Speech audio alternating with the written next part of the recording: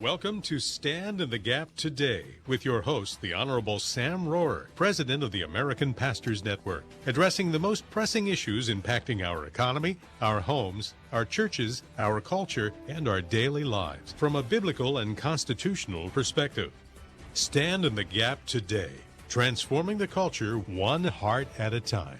Well, hello and welcome to this Friday edition of Stand in the Gap Today and our monthly culture update with Dr. George Barna, who is now professor at and director of research of the Cultural Research Center at Arizona Christian University. And he's also the founder, just for clarification purposes, of the original Barna Research Group. And with that, I welcome you. I'm Sam Rohrer, and I'm going to be joined today by Pastor Gary Dull.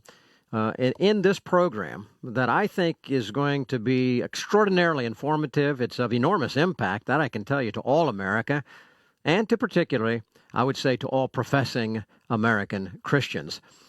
The title I've chosen for today's program is Wake Up Time. No God, Bible, or Church.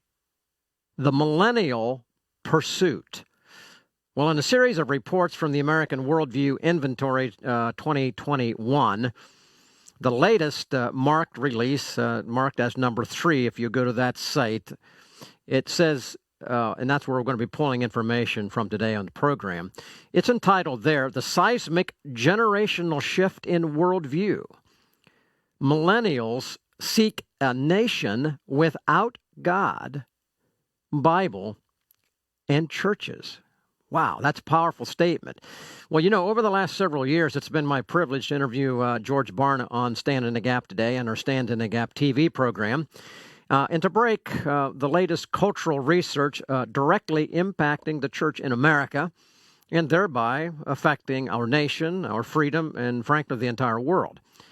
And for information's sake, and to let you know right up front that the sobering information we're going to share today is not something brand new, but really something about which George and we here at the American Pastors Network and Stand in the Gap Media have been sounding the alarm bells for years.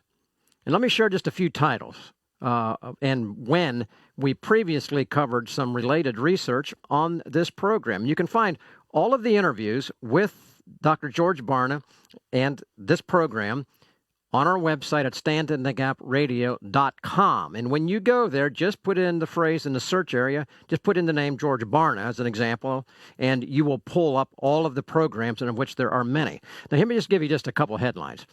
In April, a month ago, the title was this, America's New 94% Religion. And it says the reality and the implications. If you recall that, we identified that as syncretism. All right. I'm not going to get into it now, but February of this year, we talked about the Biden base worshiping at the altar of ambiguity.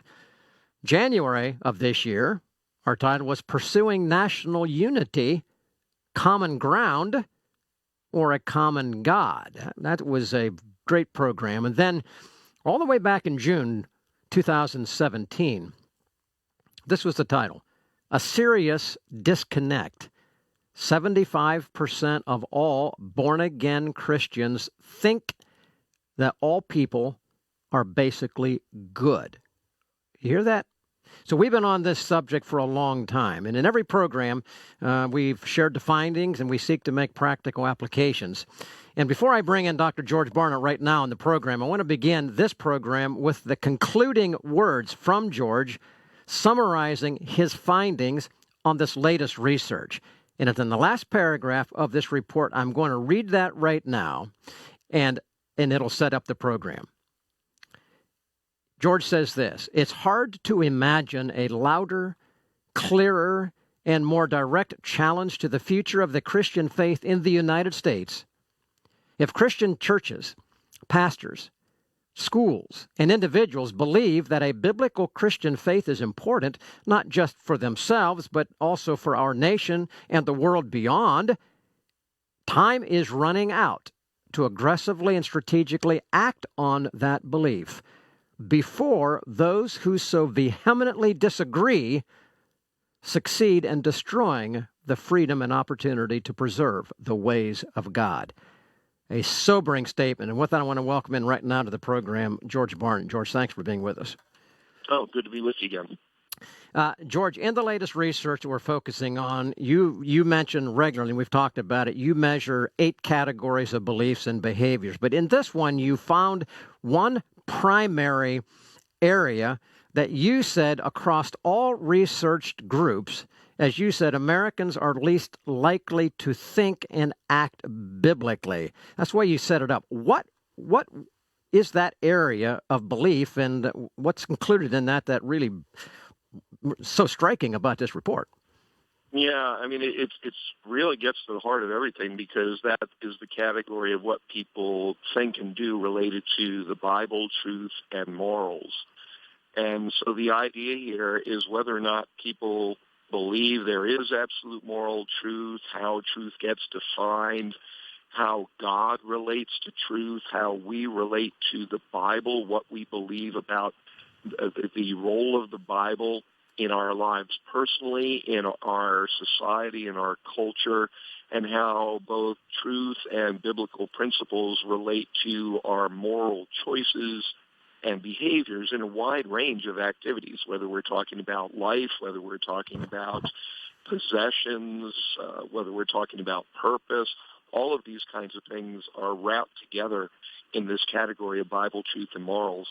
And what we found is that only 1 out of every 10 Americans currently is consistently thinking and acting biblically in relation to the Bible, truth, and morals. George, it's good to have you back with us today. And for the sake of our listeners today, as we talk about the findings of those who really hold to beliefs that threatens our freedoms, could you identify the 4 basic age groups that we're going to be talking about today, and then specifically the primary age group that we'll be focusing on throughout the program? Yeah, sure, Gary. When we look at generations, of course, there are some differing definitions of what generation is bounded by what years. But, we use a pretty typical framework where we've got the builders generation, and those are people who currently are 76 years of age or older. They were born between 1927 and 1945. You've got the boomer generation. Almost everybody agrees that they were the people born between 1946 and 1964. And that today makes them in the 56 to 75 age category. One of the interesting things about them is for a long time they were the largest generation numerically in America's history. They were followed by what's commonly called Generation X. There are other names, baby busters, etc. But Gen X typically thought of as 1965 to 1983, which means that today they're in the 37 to 55 age group. And then you've got the Millennials, a group that's getting a lot of attention today. They're our youngest adult generation. They're gaining more and more influence in our culture as they're taking on leadership positions and expressing themselves more widely. It's a group that's between 18 to 36 years of age, born 1984 through 2002. And interestingly about them, they are now the largest generation ever in the history of American society. Okay, and with that, George, we've got to break away. Ladies and gentlemen, stay with us today. Wake up time, no God, Bible, or church. It's the millennial pursuit. We're talking about the latest research from George Barna, and we'll be back. Enjoy.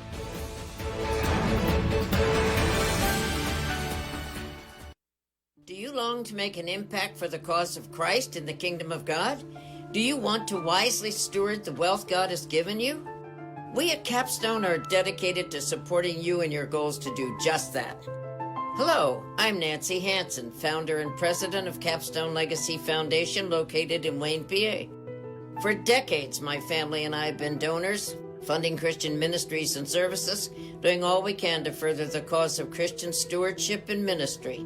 I am committed personally to helping you, your family, your business, or your ministry, just like we've been glad to do with our support of the American Pastors Network and our sponsorship of the Stand in the Gap program.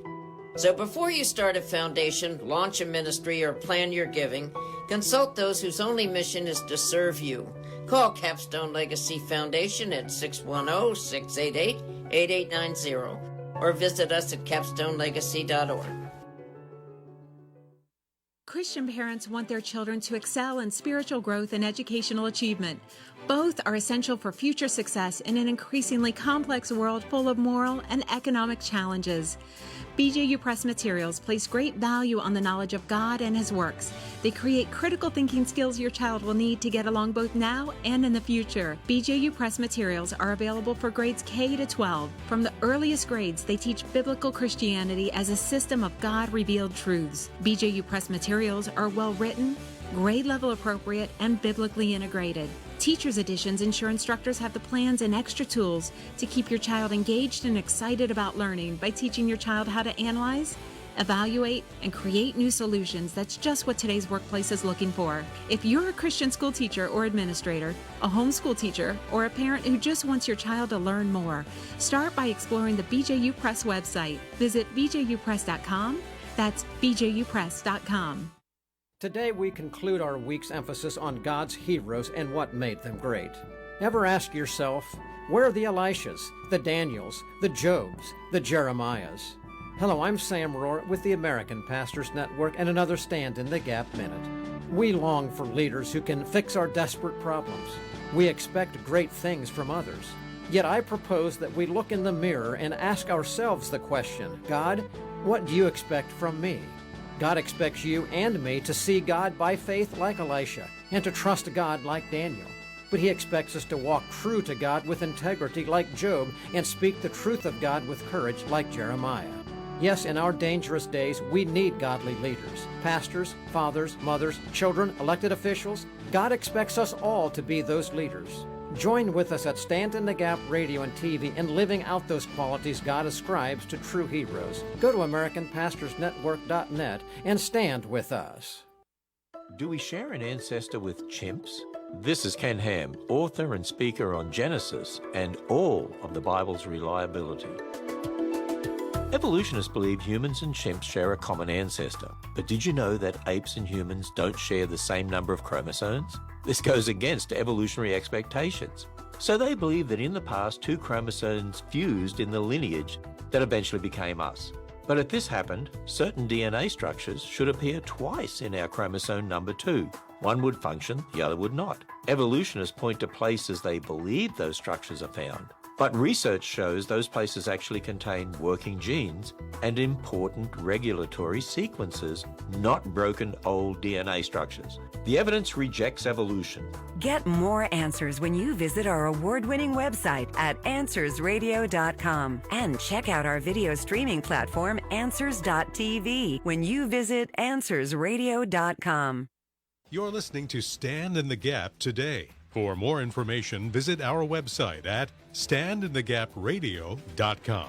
Our special guest today on Stand in the Gap today is Dr. George Barna. This is our monthly cultural update focus, and our theme today is this: wake up time. No God, Bible, or church. The Millennial Pursuit. And we're looking at research just released by George Barna, and I want you to give you the website. This is where you can go and you can find this research, culturalresearchcenter.com, culturalresearchcenter.com. And this is report marked release number 3, and you can pick it up, and I encourage you to do that. George, before we get into this next segment, start fleshing out the meat of the survey, I want to ask you a very quick question. God's called you into the area of doing research. You are producing research. We think it's important. We focus on it with you every month, and we're so thankful because it's a blessing to so many people. But could I just ask you just briefly, and make it short, from a biblical perspective, what is it that, biblical principle is it that you believe you are fulfilling in your mission in searching out information like this and making it public?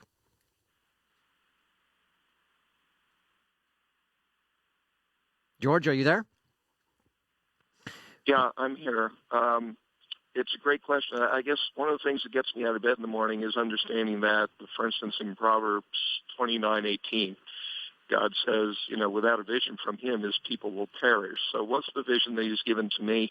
It relates, for instance, to 1 Chronicles 12:32, where it says how important it is to understand the times and know what to do. And Jesus echoed that in Matthew 16:3, where he talked about how important it is to interpret the signs of the times. And then Paul, I think, for me, amplified all of that in Acts 20:24 when he talked about, I think, kind of a rephrasing of what he said is, my life is worth nothing to me unless I use it to finish the work assigned to me by the Lord Jesus. And so that's what drives me to do this. These are the gifts and skills that God has given to me. He's given me the opportunity to use those to advance his kingdom. And, when I see him after I die, I know that at least I've been true to that calling. And ladies and gentlemen, I hope you heard that, because we all, and on this program, we try to bring information forward for the purpose of edifying the church, helping us to know exactly what George was talking about. But I can also put out there as we go through the program, and regularly, that to whom much is given, much is required. When we are presented with information, and God allows us to come into contact with the truth, we also, at that time, assume an obligation and a duty for how we're going to deal with it. So I want to share that. So as we listen, think about that.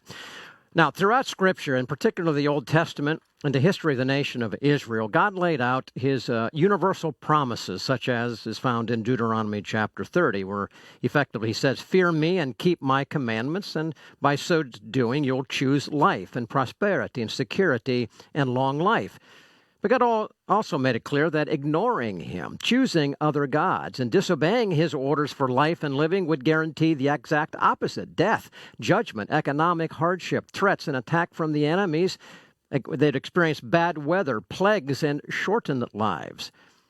And all through the Scripture, we encounter the times of blessing because the people obeyed. And then there would always arise, it seemed, another generation who knew not the Lord. And they'd pursue idolatry, selfish ambitions, and then bondage would come.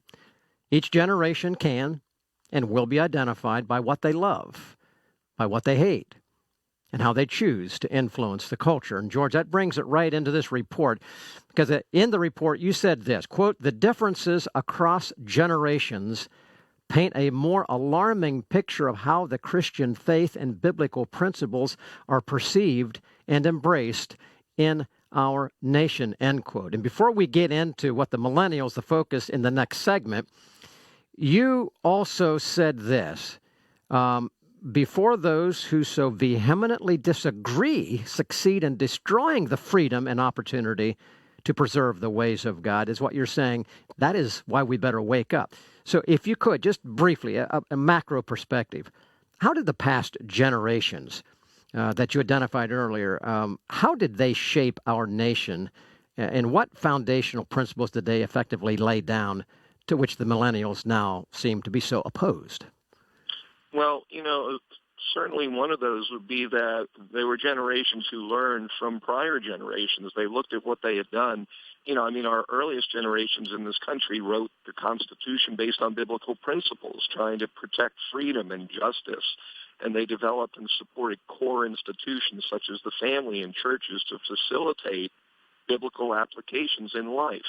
And so when you look at something like our oldest adult generation today, the builders, that's a generation that worked really hard at making sure that they raised their children to know and to pursue biblical values, to worship God, to rely upon God, to protect freedom, to protect the persecuted. And at the same time, they were also building churches. They were giving away significant amounts of their money. They, in schools, made sure that principles and values like respect were taught. So these were all biblical principles and Christian values that were really significant. And, things like prayer in the schools, prayer in public events, reading the Bible in schools, land exemptions and tax breaks for churches, the legal code protecting biblical principles, whether it was freedom of religion, freedom of speech, other things, protecting the nuclear family and elements of family, such as marriage. Those were all things that prior generations said, this is what honors the Lord. That's what's made America great. And therefore, we will commit ourselves to pursuing those kinds of ends in our culture. You know, George, it's interesting what you've just said, and I can recall how the builders, of course, that's a generation beyond me, how they really did stand for those principles that you've just shared, and we've benefited from it, and I'm sad to say that we're getting away from it. But, you know, when we look at the builders, and of course that would be those who lived between 1927 and 1945, and then the boomers, that is those who lived or were born, I should say, between 1946 and 1964. According to your research, by a margin of 90% for the builders and 81% for the boomers, they believed in the golden rule. In other words, do unto others as you'd have others to do unto you. And yet, according to your research, only 48% of the millennials and slightly more of the Gen Xers believe in the golden rule. So my question to you is, according to your research, what was the greatest influence and source of worldview belief among the two groups, the millennials and the Gen Xers? Well, when we look at what's influencing that, so much of it has to do with media. And so whether it's arts and entertainment or news media, most of the influence on their worldview is coming from that domain. And when you do content analysis, you know, you study the content or the substance of our movies, our television programs, our music, and so forth, the different media, as well as the messages that are now given out in news. It used to be that news was supposed to be objective reporting. Now it's become very subjective. And so there's a theme or a narrative that newscasters typically want to convey these days. In fact, people even choose a news network based on the narrative they know that that news network is going to provide. Well, all of that has taken a toll because we tend to learn things when we get repeated exposure to ideas. And so it begins to become familiar to us, then it resonates with us, and then we embrace it and we embody it.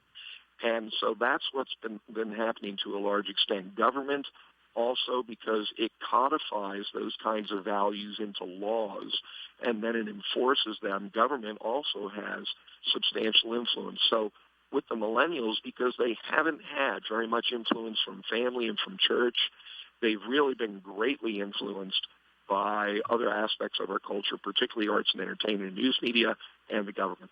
And George, let me kind of reverse that question and say, all right, if it was the media and those things you're talking about that's influenced the millennial generation, which we'll talk about next segment, let's go back to the boomers and the builders who held a different view. What influenced their thinking most significantly? And can you track the waning of that influence and the rise, for instance, of the millennial view? Is there a linkage there? Well, there certainly is, Sam, and what we found was with builders in particular, boomers to some extent. Boomers are interesting. I mean, that would be a discussion in itself. But it really was family and church that had a greater impact, a much greater impact on the lives of builders and boomers. Schools also have a dramatic impact, but when you study the schools, public schools in particular, what you find is there's been a dramatic shift, particularly with the impact of teachers' unions in terms of the content that has been exposed to school students in the public schools that has driven them away from more traditional biblical values. So you're saying family, church, and schools were the primary influence of builders and boomers, which laid down a more biblical worldview foundation. And as those waned, that gave rise to the worldview held by the millennials, which basically replaced it, and it kind of basically tracked and walked together, pretty much is what you're saying. Well, yeah, and you know, those media that are so important today, they were important in the past, although they weren't as prolific. But what they were trying to do is to support church and family. There you go, ladies and gentlemen. With that, we'll just stop it, George, because of time. Ladies and gentlemen, it takes all aspects of the culture working together to make a wide statement. That's what we're talking about. When we come back, we're going to go into how the reshaping of America with no God and Bible in churches is actually underway, driven by the millennials. Pearl from Pennsylvania says, I'm a widow, struggling on Social Security, but here's a gift for you for Stand in the Gap. There's no other program like yours. From South Carolina, Leah writes, I'm praying for needed resources, greater audience, and God to further bless you. I get so much from your program. You guys are great. Keep it up. Then David from Junction City, Oregon writes, when I was so down listening to the news, I prayed to God, turned on my radio, and your show came on. You've enlightened my eyes and helped me so very much. I wait up every night for your program on CSN Radio. From around the nation, God is blessing people through this program. Many are standing with us. Will you? Pray and partner financially by signing up for our weekly email and giving online at standinthegapradio.com or by writing us at Stand in the Gap Radio, 83 West Main Street, Elverson, Pennsylvania, 19520. Here's Twyla Brace with today's Health Freedom Minute. The federal government is changing its tune on two more items. First, for reasons unknown, Dr. Fauci is now open to a federal investigation of China for the development of COVID-19. Second, the CDC seems to be changing its definition of a case. For over a year, they've counted all PCR positive tests, even those that it took up to 45 cycles to find a speck of virus. But now that the CDC is investigating breakthrough COVID-19 cases after vaccination, they only want specimens where the virus was found after 28 or fewer cycles. Apparently, these are the only tests they see as positive. Scientists have been cautioning against high cycle thresholds for a year. So how many true cases have there actually been? This is something that we will discover in years to come. Help us secure health freedom for all. Visit cchfreedom.org. That's cchfreedom.org. There's a silent but deadly cult spreading like a cancer among us. It's already martyred millions around the world and forced others into sexual slavery. That deadly cult is Islam. Pretending to be something it is not, Islam masquerades as peace but means submission. Yet most Americans are oblivious to this danger within.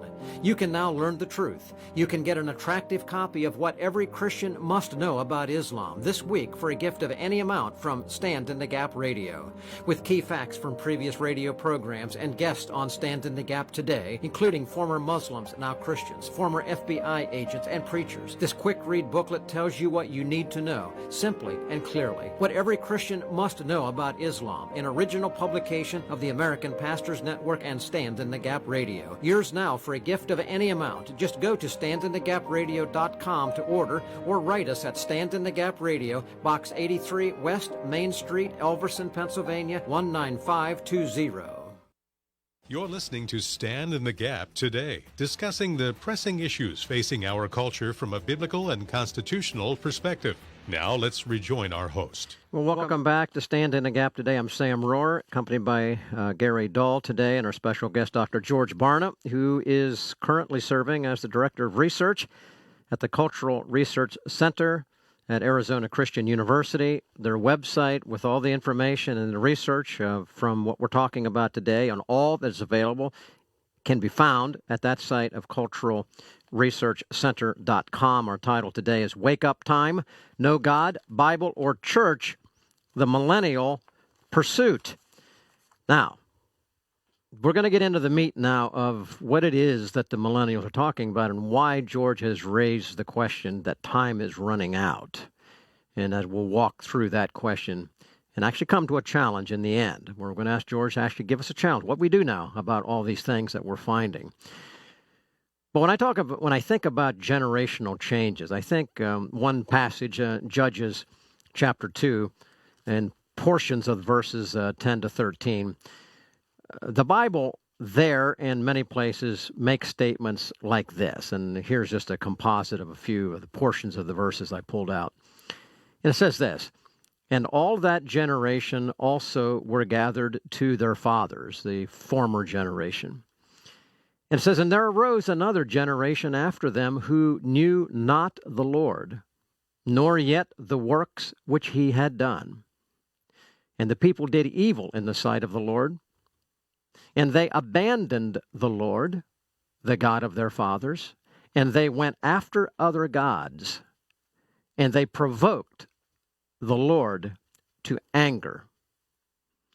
Well, because God does not change, and we know truth does not change because God is truth, and neither does human nature change, the history of civilizations also don't change. And America is no exception. Because these things don't change, the consequences are enormous and life-changing and freedom-altering when we forsake those foundations and another generation arises who does not fear the Lord. So, George, I'd like to now move into the reshaping of America, as you phrased it, by primarily the millennial generation. We've referred to what the builders and the boomers kind of laid down and how, and that was shaped by the church, their family, and even schools at that point, because it embodied a more integrated biblical worldview. In your report, you highlight a section that you entitled there, "These Choices Have Serious Consequences." And then you make the statement, and I want to build my question off of this. You make the statement, quote, "Millennials have clearly gone farther than any recent generation in cutting ties with traditional Christian views and normative biblical teaching," end quote. That sounds to me like the passage from Judges that I read. If you could, walk us now into these most basic Christian views and biblical principles which are being severed that you identified. And you also referred to it as not just tying, cutting them. You actually, I think, used the word vehemently disagrees with them. So build that out and identify what we're talking about here. Well, Sam, as you know, with the American Worldview Inventory through which we measure all of this, we've got more than 4 dozen worldview indicators that we look at year after year after year and track changes. Some of the ones that emerged as being the most significant changes are things like people's definition of success. Of course, a biblical definition would be consistent obedience to God. But with millennials, what we see is that their most likely definition of success in life has nothing to do with God at all, nothing to do with obedience, nothing to do with biblical principles. It's more so about happiness, personal freedom, or productivity without oppression. That's a new one emerging on the list in terms of success definitions, and that's a Marxist construct. And so we do see that particular worldview creeping more into the thinking of our youngest generation. We could look at morality, and what we're finding is that rather than turning to the scriptures and getting guidance in terms of what is the right thing to do in situations, whether we're talking about abortion, premarital sex, theft, lying, whatever it might be, millennials instead are making their choices based on their emotions, how they feel about any of those kinds of activities. We find that they're the generation that's the most likely to be in this category that I call the don'ts. And the don'ts is the fastest growing faith group in America. It's people who either don't believe that God exists, they don't know if God exists, or they don't care if he exists. And so millennials are leading that charge, kind of an anti-God charge. They're also the generation most likely to abandon the idea that we are sinful people, that when we're born there's this thing that's often called original sin. We're stained by sin. We need to be saved from the consequences of that sin and our continuing sins by Jesus Christ. They're the least likely to embrace that. And even the idea of purpose in life. The biblical idea, of course, would be that you're here to know, love, and serve God with all your heart, mind, strength, and soul, right out of the scriptures. And yet millennials would say, no. The reason for living is to feel satisfied with yourself, to achieve happiness, to feel comfortable about your life. And so once again, we've got 2 diametrically opposed views of what life is about and how it's to be lived. You know, George, this is some tremendous information, and on one hand, it concerns me greatly, as I know that it does you as well, but it also ought to challenge us to get out the truth. And I'm amazed to see how thoughts have changed so rapidly down through the generations that have taken people away from biblical truth and the understanding of who God is, what God expects, and how God operates. But Sam has entitled this particular program today, Wake Up, No God, No Bible, No Church. And that is the word N-O, not K-N-O-W, but no to God, no to the Bible, and no to the church. And so my question for you here is that if the millennials are rejecting God in such a way, and rejecting the Bible and rejecting the church, what are they putting in the place of God, the Bible, and the church? Yeah, it's a great question, because you can't have a vacuum if you take those things out. There's got to be something to replace it. And so as we've been studying millennials, what we see is that they're taking God out of the equation and inserting themselves in his place. And so instead of life being about God, it's about me. And the Bible teaches that when we know, love, and serve God with all our heart, mind, strength, we're going to experience joy in life. Doesn't mean we won't have hardships, but we'll have the joy of knowing we're doing this in partnership with God. And yet, millennials aren't interested in joy. They're interested in happiness. We look at the traditional perspective, and that was that you gain more by serving other people. And service, of course, is one of the hallmarks of the Christian faith. It's what Jesus embodied during his entire ministry. But millennials, rather than being concerned about service, tend to be more concerned about self-satisfaction. Can they do things that bring themselves a good feeling about their life, about where they're headed, about their reputation, etc.? We find that, the Christian ideal would be one of sacrifice. The millennial idea is one of comfort. And when we look at millennials, they're not so much about inclusive community, which is what Christianity tries to do. We try to love all people, try to fold all people into that community of faith, people who know truth and God's love and compassion and mercy. Instead, they're all about qualified community. You can be part of my group, my tribe, my segment, if you believe the same things I do, if you're willing to commit to the same things I commit to, etc. George, those are extraordinarily significant. Boy, we could build them out a lot deeper, but I got to shift now to this and say, all right, now you've identified God out, self in, serving out, self-satisfaction in, joy out, happiness in, sacrifice out, comfort in, inclusion out, qualified inclusion in. Amazing. The logical question is why? Why are the millennials willing to walk away or are walking away and thereby shaping a new culture without truth, without God, and without the church? Why? Well, and I know we've only got a little time here, but, I would say there's two different ways to answer that. The spiritual way is to say the bottom line is that we're sinners, and what's happening is our sin is becoming deeper and more sophisticated. It's been more deeply integrated into who we are as individuals and who we are as a culture. And so what's really happening is that the spiritual battle is getting more intense. The sociological background I have, if I wanted to provide a cultural response, I would say, well, it's because we've lost that sense of consensus in our culture, where the cultural consensus had previously been built around scriptural principles and truths. There was, an understanding that we all bought into. We had a common vision, a shared vision. But now what we basically have is spiritual, moral, and intellectual anarchy, where we no longer have that consensus. And so it is becoming every person for him or herself. And you did an amazing job. I didn't think that you would get all of those in, George, but when we come back, ladies and gentlemen, we're going to break away in just a moment.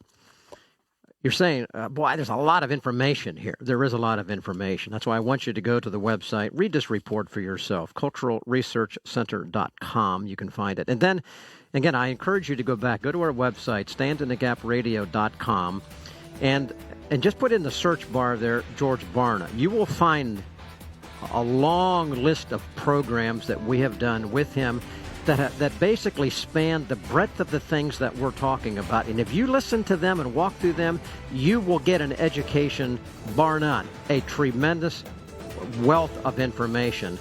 But when we come back, like we try to do always, make application. There's a challenge to the church. All of you are listening, you know the truth. As George said, time is running out. So in light of these things, how should we then think and live? We'll talk about that next. In Deuteronomy chapter 6, God told the fathers, diligently teach your children the ways of God. BJU Press K-12 textbooks are designed to help parents do just that. Whether you teach your children at home, online, or in Christian school, make sure they're getting an integrated biblical worldview instruction. In our nation's early days, Pennsylvania's William Penn understood God's requirement for freedom and national blessing, and he emphasized the necessity of parents and government leaders providing for a virtuous or godly education of the youth. Sadly, our children in government schools today are being taught historical falsehoods, immorality, and evolution. Like a roaring lion, the devil's stealing our children's hearts and minds through deceit and lies. But a rigorous, godly education can still raise up Daniels and Josephs, Esthers and Ruths. A friend to freedom and your partner in godly K-12 education, BJU Press is here for you. Don't take chances with your children. Visit bjupress.com for your best option. For years, faithful Christians formed nonprofit foundations or trusts to preserve their ability to generously give to their favorite causes or ministries, even after their death. The problem? Professional managers, pressure from left-wing agendas, and even family members with opposing views hijacked the original donor intent. This is sad but true. But this subversion of purpose can be prevented. Hello, I'm Sam Rohrer of the American Pastors Network, and I'm glad to recommend Capstone Legacy Foundation in Wayne, Pennsylvania, an experienced and capable Christian community foundation. Established to help you set up a ministry, a giving structure guaranteed not to be hijacked, or a place you can donate cash or non-cash assets like stocks, bonds, or property. Capstone's designed to help you achieve immediate tax savings and give you needed time to decide how to prayerfully allocate your giving.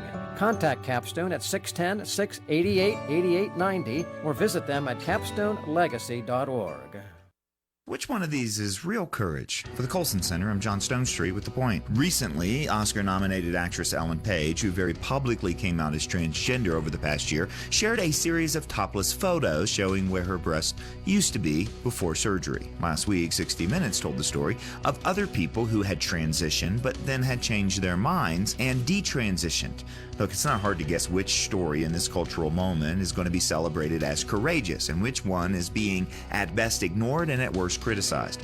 And it's all exactly backwards. Page's story aligns with the new gender ideology, which is now accepted as absolute and unquestionable by most cultural power centers. Her choices have been widely celebrated, but the people covered by 60 Minutes aren't even supposed to exist. Their stories contradict the cure-all promises made about transitioning.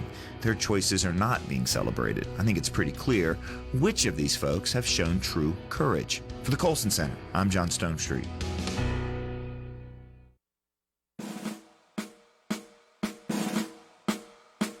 This is Tim Barton from Wall Builders with another moment from American history.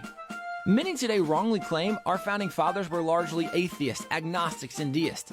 Certainly some founders were less religious than others, but even they were not irreligious. Consider Benjamin Franklin.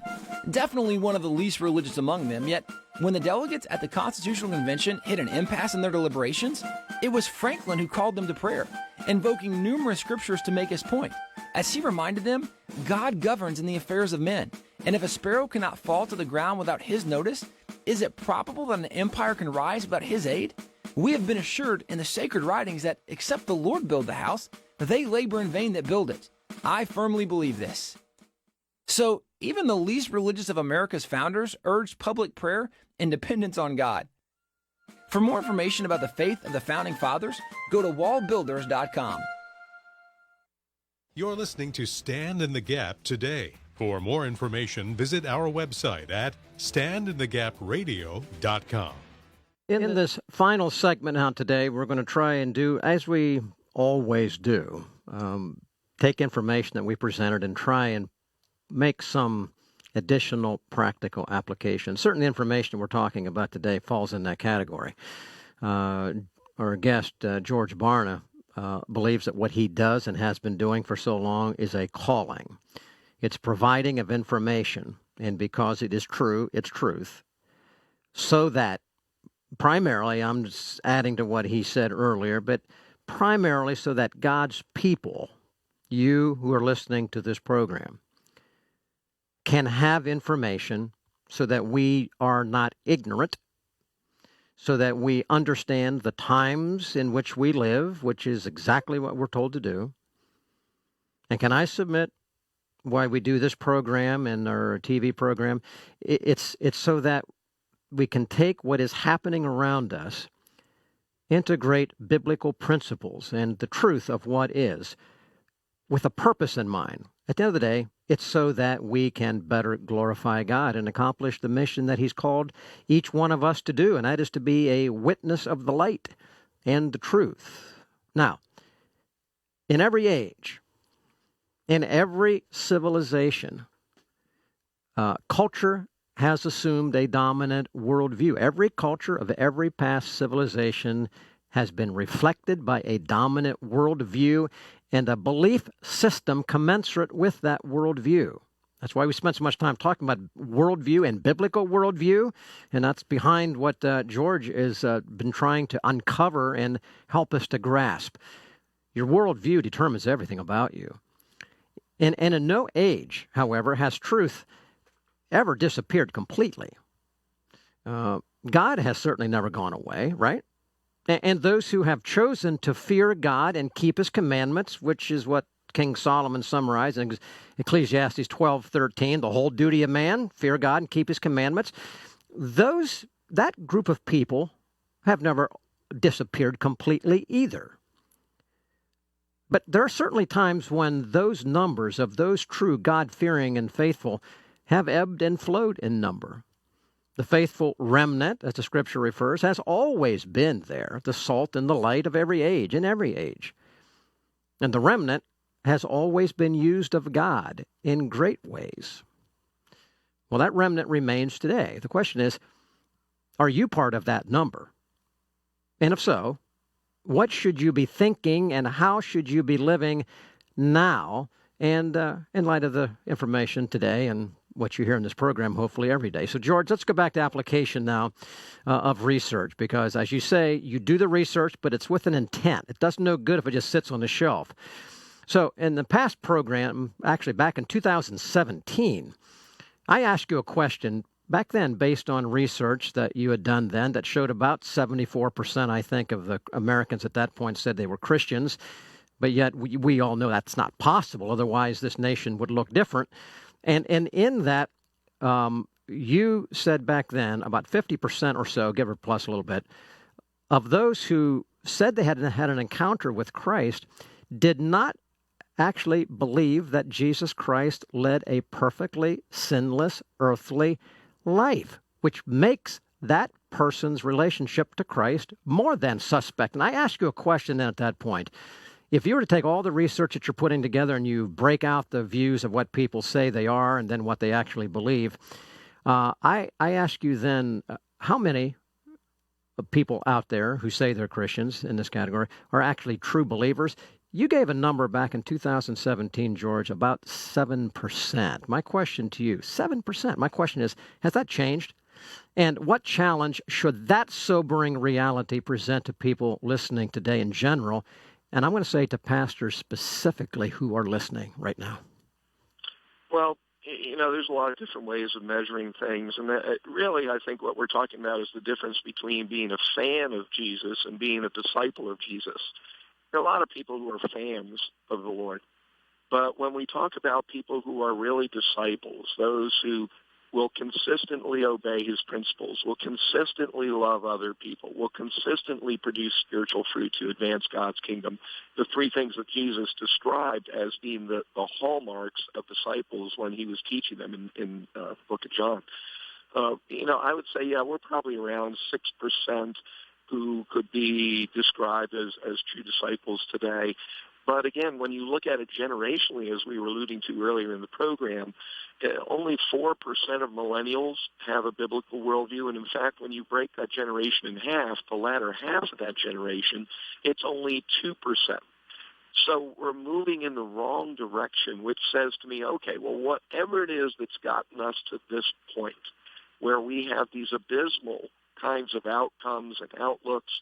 We've got to change the ministry process that got us there, because it's not leading to increase, it's leading to decrease.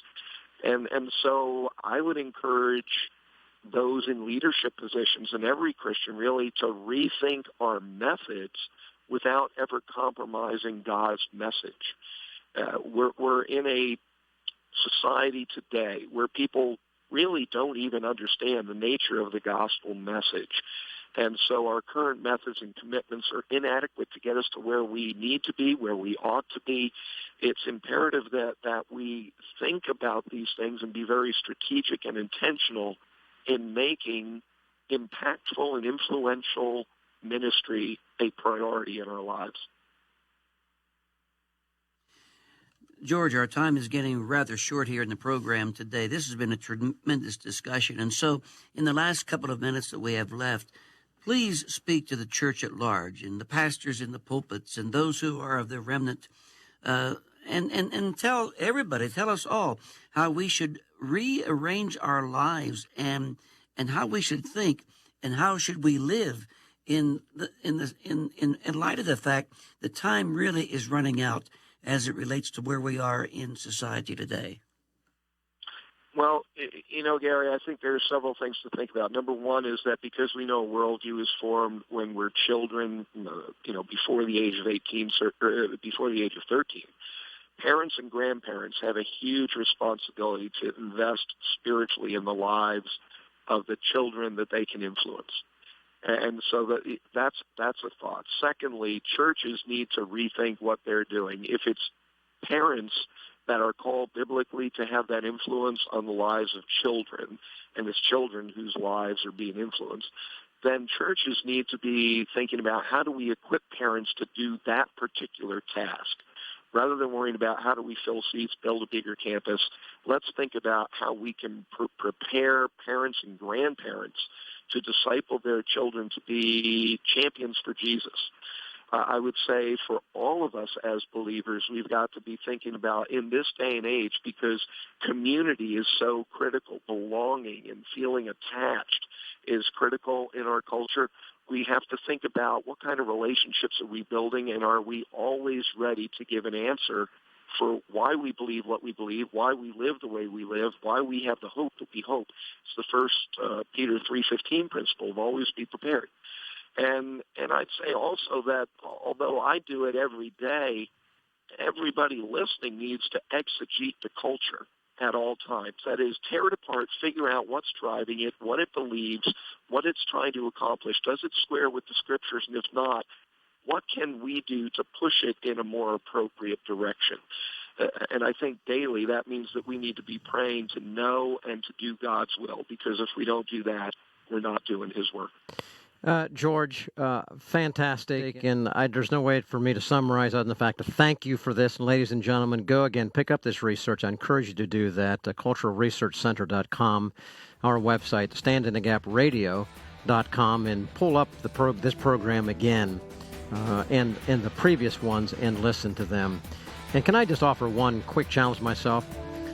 If all of us listening right now were to be more thinking about looking in the mirror and in our own heart and saying, what am I doing in relationship to fearing God and obeying his commands? And we all did that, things would change even right there. Let's not look so much at others. Let's look at ourselves and let us who know the truth really, really live it. Have a great weekend. Be in God's house. We'll see you back here on Monday.